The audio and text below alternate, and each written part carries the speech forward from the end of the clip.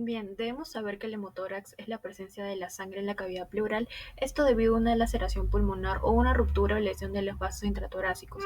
Asimismo, también debemos saber que el hemotórax se debe tratar como una urgencia de vital importancia debido a que puede provocar un shock hipovolémico, esto secundario a la pérdida de sangre que está habiendo y un compromiso respiratorio por el colapso pulmonar que es secundario a la ocupación del espacio pleural. Que va a haber tres tipos de etiologías principalmente. La primera, que es la causa más frecuente de un hemotórax, que son las causas traumáticas, y como su mismo nombre lo dice, son a causas externas, causas mecánicas, causas físicas por las cuales se va a producir un hemotórax, ¿no? Dentro de las más comunes causas tenemos las caídas de altura, por ejemplo, las profesiones que están sometidas a mucho riesgo como los obreros, las personas que limpian las ventanas, que tienen que subirse a través de poleas, o simplemente puede ser un tipo de accidente. Entonces todo ese tipo de profesiones o, por así decirlo, casos específicos pueden llevar a un hemotórax. La otra causa muy importante acerca del traumático son las lesiones mecánicas por aplastamiento del tórax, ya que clásicamente tenemos pues a los accidentes de tránsito, en donde al frenar bruscamente un carro hace que el timón se golpee contra el tórax y puede producir un traumatismo importante. Otra causa también que tenemos son las heridas por armas de fuego o un arma blanca que van a penetrar al tórax, y pues sabemos que en el tórax van a estar las pleuras, están los pulmones y justamente está la cavidad pleural, que es básicamente donde se produce este hemotórax, y justamente por estos traumatismos a nivel del tórax, a nivel de ese espacio, se puede producir un hemotórax. Otras causas también tenemos son las iatrogénicas. Este vendría a ser la segunda causa más frecuente de hemotórax después de los traumatismos, y básicamente estos se refieren a los factores que van a en sí provocar hemotórax, pero relacionados a errores, por así decirlo, del personal médico.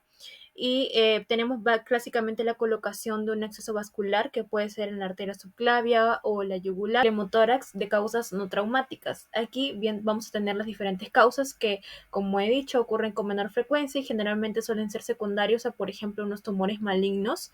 Debemos saber que las neoplasias más comunes que pueden estar asociados a ese neumotórax incluyen los chawomas, que estos son unos, por así decirlo, unos tumores que van a ser secundarios a una enfermedad conocida como la de von Relicausen.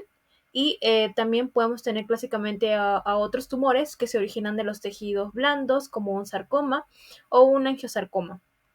También debemos saber que el cáncer de pulmón es una causa en sí rara de hemotórax, incluso cuando hay compromiso pleural. Así que es muy raro que un hemotórax suceda por estas causas, pero nunca hay que descartarlo.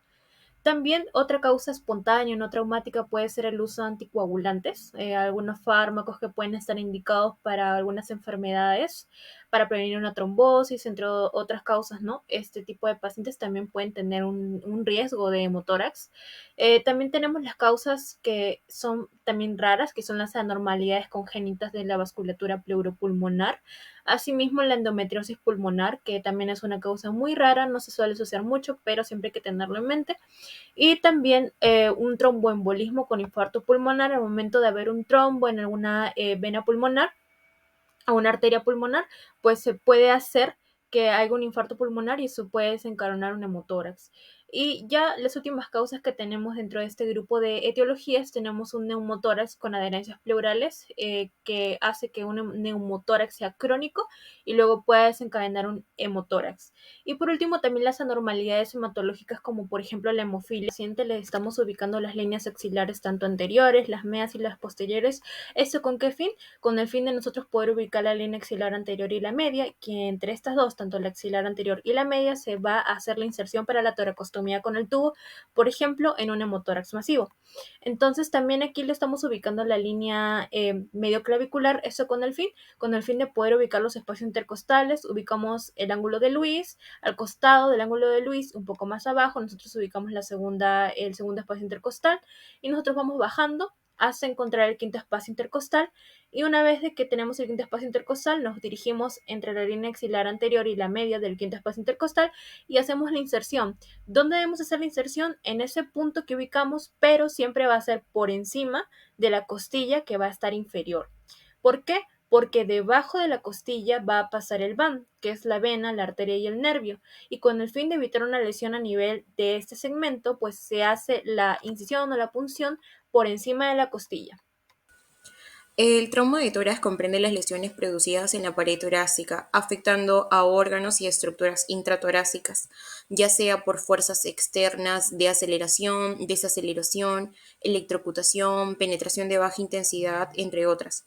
Es así que tenemos tres tipos. Por ejemplo, tenemos el hemotórax masivo, hemotórax progresivo y estabilizado.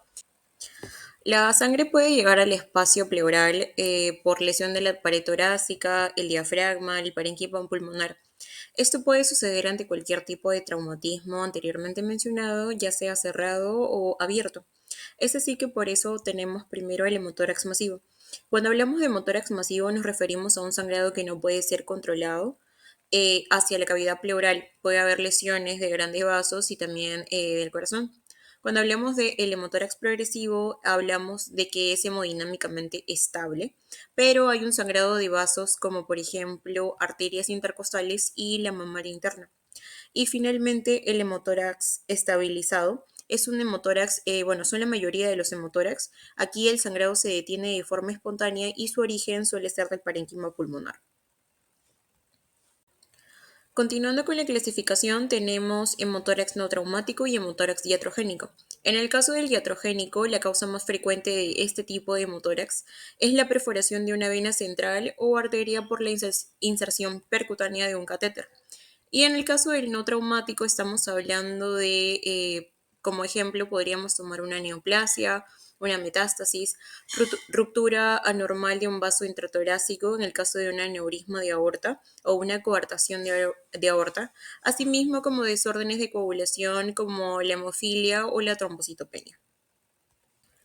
Y en otro tipo de clasificación tenemos a según el volumen de sangre en la cavidad pleural, que está dividido en mínimo, mediano y masivo.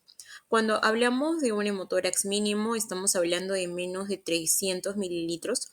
No hay una repercusión hemodinámica, sin embargo, la clínica y bueno, la radiología también no hay hallazgos. En el caso del mediano, estamos hablando de 300 a 1500 mililitros. Es un volumen importante, pero no llega a ser masivo. Puede haber un síndrome de derrame presente, es evidente en la radiografía anteroposterior y lateral. Y en el caso de un hemotórax masivo estamos hablando más de 1500 mililitros. Acá hay un grave compromiso hemodinámico, puede producir shock hipovolémico y bueno, el drenaje es de 15 mililitros por kilogramo inicialmente o de 3 a 4 mililitros por kilogramo por hora. Esto equivale al 25% de la volemia dentro de la cavidad torácica, ¿no?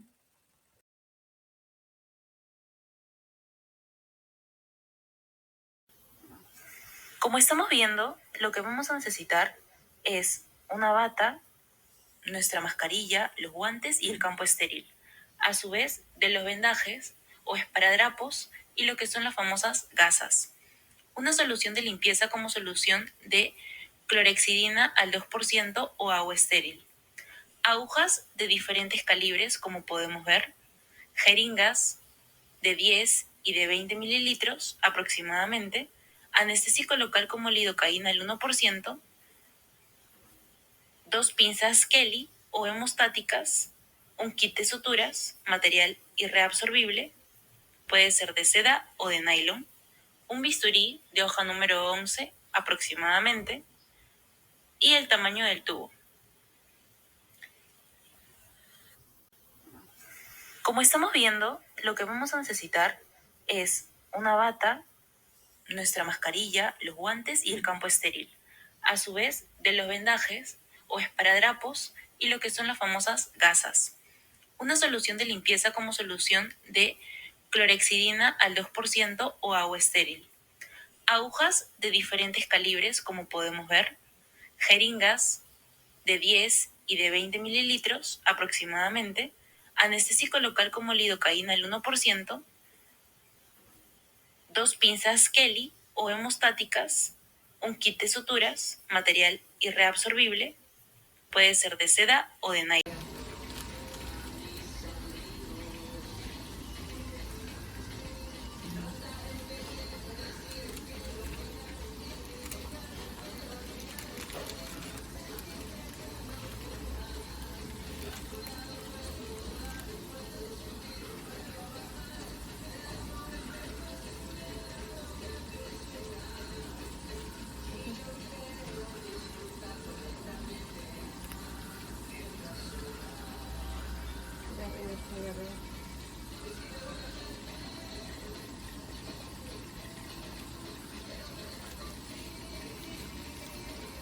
Ya, prepara.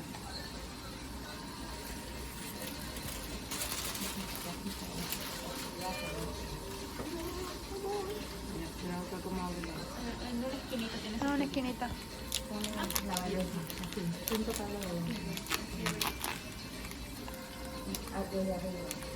¿Cómo desde arriba? De arriba, hija. No puedes sacar la valija. Allá. Ya, así.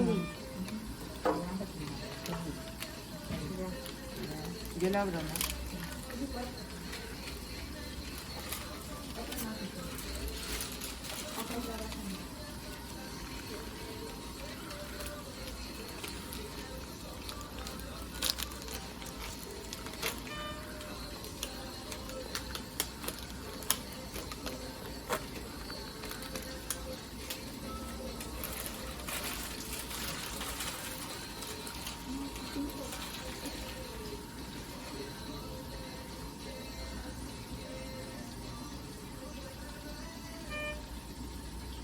Así es, ¿no?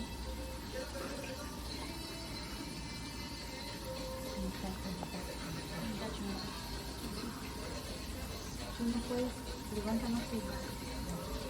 Más arriba, Que no choque, que no choque. no con- choque. ¿Cómo hago? De arriba, De arriba.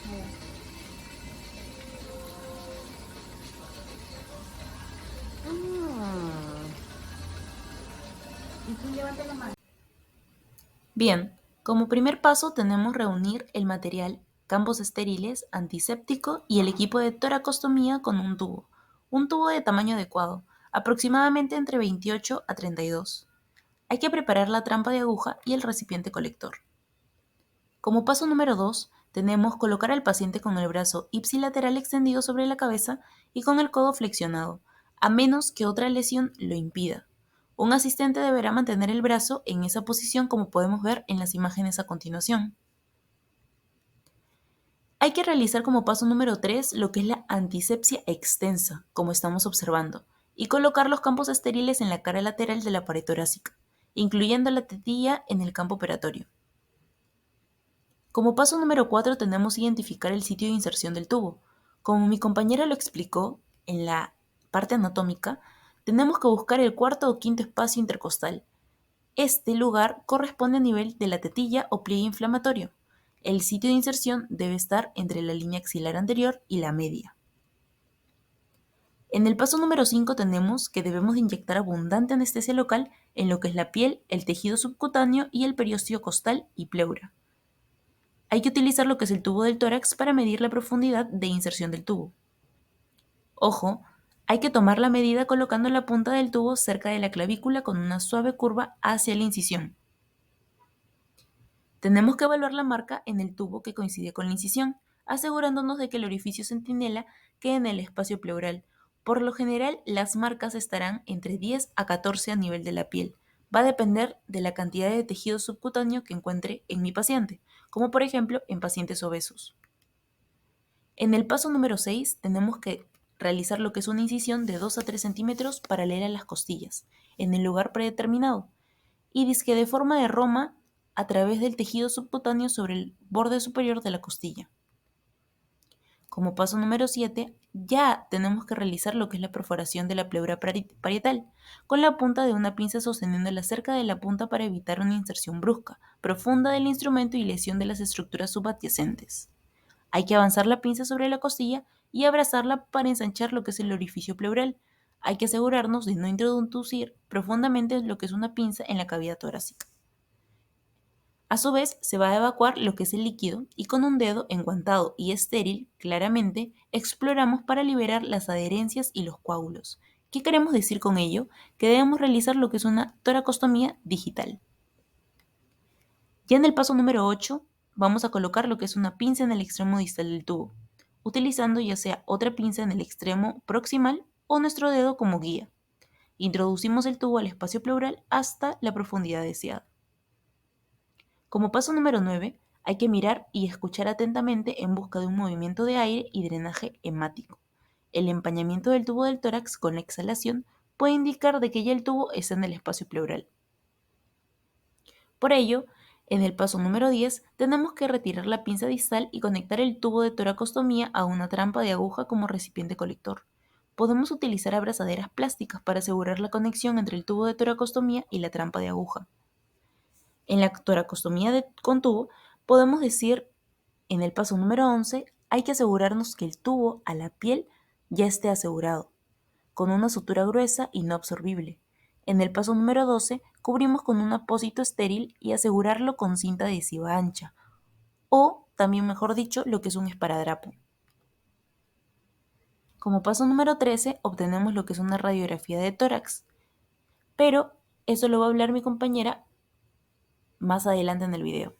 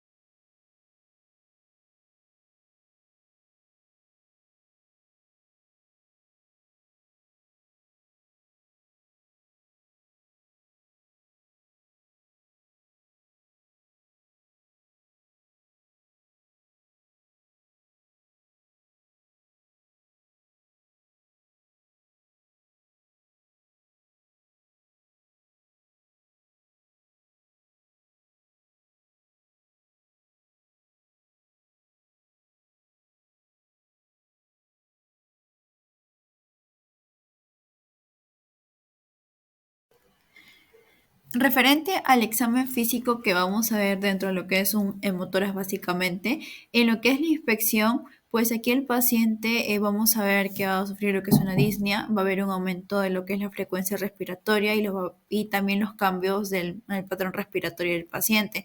Entonces, eso básicamente va a haber unas respiraciones que van a ser progresivamente más superficiales. Cabe recalcar que dentro de ello también se va a ver que el paciente, el último signo, por así decirlo, es la cianosis, que es un signo tardío, ¿no? Dentro de lo que es una hipoxia en los pacientes que van a sufrir, en este caso, lo que es un hemotórax. Referente al examen físico que vamos a ver dentro de lo que es un hemotórax básicamente, en lo que es la inspección, pues aquí... Bien, continuando con el examen físico, vamos a pasar a lo que es... a la percusión, en el cual dentro de lo que es un hemotórax va a ser matidez. Por último, ya tenemos lo que es la palpación, en el cual nos va a dar a conocer vibraciones vocales que van a estar sumamente disminuidos. Todo eso vendría a ser dentro de lo que es un examen físico, básicamente de un hemotórax, para sospechar, ¿no?, que la persona va a presentar básicamente un hemotórax. Bien. Bueno, como presentación del caso clínico tenemos el siguiente: paciente varón de 57 años que acude al servicio de emergencias del Hospital Regional de Ica, manifiesta presentar dolor de tipo punzadas en hombro y hemitórax izquierdos hace 1 hora, tras una caída accidental subiendo al segundo piso de su casa por la escalera. También menciona una sensación de falta de aire tras haber ocurrido esta caída. Bueno, en la ectoscopía vemos un paciente ectomórfico en decúbito supino, aparente a su edad cronológica, y a la exploración el paciente se encontraba consciente, orientado y colaborador. Los signos vitales, bueno, su saturación estaba en 96%, su frecuencia cardíaca en 98 latidos por minuto y su presión arterial estaba en 120/80. A la inspección vimos un hombro izquierdo sin deformidad, con dolor costal posterior izquierdo de la abducción completa. En la palpación de arcos costales posteriores había dolor y había abolición del murmullo vesicular en el hemitórax izquierdo. Luego también de la percusión había matidez en el hemitórax izquierdo. Con el diagnóstico de traumatismo costal estábamos también en una sospecha entre neumotórax o hemotórax, por eso se solicitó una radiografía de tórax anteroposterior inmediatamente.